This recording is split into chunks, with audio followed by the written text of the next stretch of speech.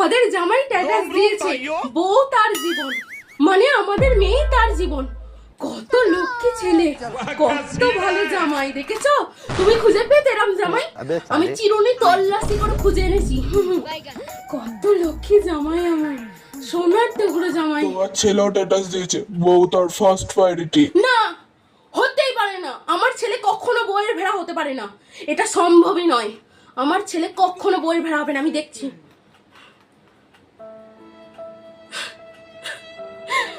সর্বনাশ হয়ে গেল আমার, সর্বনাশ হয়ে গেল। কাল লাগিয়ে আমার সিধে সাদা ছেলেটাকে বস করে নিল।